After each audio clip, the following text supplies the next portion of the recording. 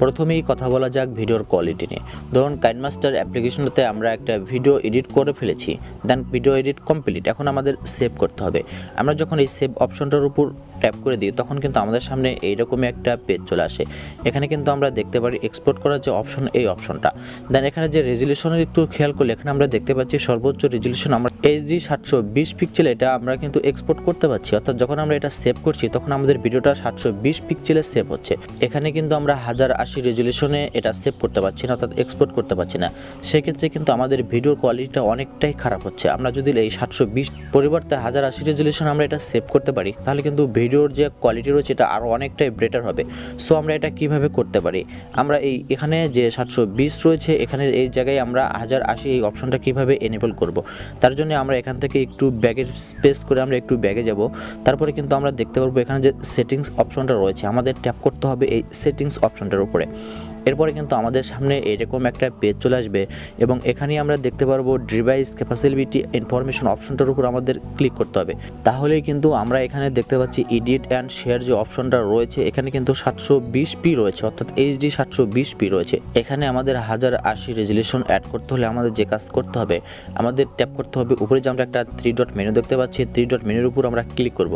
তাহলে আমাদের সামনে এরকম একটা পপ আপ চলে আসবে এবং এখানে কিন্তু আমরা দেখতে পারবো হাই রেজুলেশন নামে একটা অপশন রয়েছে, আমরা এইটার উপর ক্লিক করে দেবো। এটার উপর ক্লিক করলে কিন্তু আমরা এখানে দেখতে পারবো এডিট অ্যান্ড শেয়ার সর্বোচ্চ ফুল এইচডি 1080p, এখানে কিন্তু আমাদের এটা ইনেবল হয়ে গিয়েছে। এখন যদি আমরা এখান থেকে একটু ব্যাক করি দেন আমরা আবার আমাদের ভিডিওর এডিটিংয়ে প্রবেশ করি।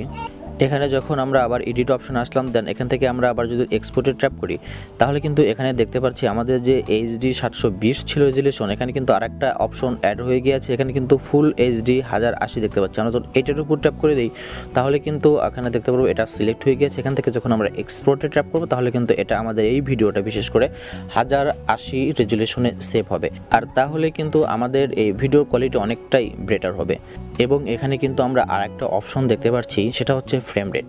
এখানে কিন্তু আমরা সর্বোচ্চ ফ্রেম রেট 30-এ রাখতে পারছি, এর উপরে কিন্তু আমরা রাখতে পারছি না। চাইলে এটা কিন্তু আমরা ফ্রেম রেট সর্বোচ্চ 60-এও রাখতে পারি। আর এটা এনেবল করতে হলে আমাদের কি করতে হবে, আমাদের আরেকটু ব্যাগে চলে যেতে হবে। দেন আমরা একটু ব্যাক স্পেস করে একটু ব্যাগে চলে আসলাম এবং এখান থেকে যে সেটিংস রয়েছে আমরা আবার সেটিংসে ট্যাপ করলাম। তাহলে আমাদের সামনে যখন এরকম একটা পেজ চলে আসবে এখান থেকে স্ক্রল ডাউন করে আমরা চলে আসবো নিচ দিকে এবং এখানে কিন্তু আমরা দেখতে পারবো অ্যাডভান্সড অ্যান্ড এক্সপেরিমেন্টাল সেটিং, আমরা এই অপশনটার উপর ক্লিক করে দেবো। তাহলে কিন্তু আমাদের সামনে এইরকম একটা পেজ চলে আসবে এবং এখানে কিন্তু আমরা দেখতে পাচ্ছি allow export from rate up to 60 fps, এই অপশনটা আমরা এখান থেকে ইনেবল করে দেবো। তাহলে কিন্তু আমরা ওখান থেকে 60 fps ফ্রেম রেটে আমরা ভিডিও এক্সপোর্ট করতে পারবো। দেখার জন্য আমরা একটু ব্যাক করে আমরা একটু ব্যাকে চলে আসলাম, দেন আমরা আবার নতুন প্রজেক্টে প্রবেশ করলাম।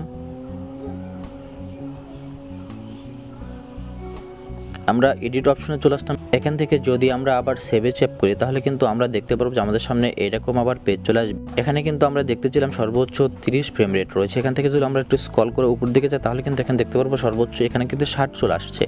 এখন আমরা এখানে রেজুলেশন সর্বোচ্চ ফুল এইচডি 1080 এবং ফ্রেম রেট 60 fps কিন্তু আমরা ভিডিও এক্সপোর্ট করতে পারবো।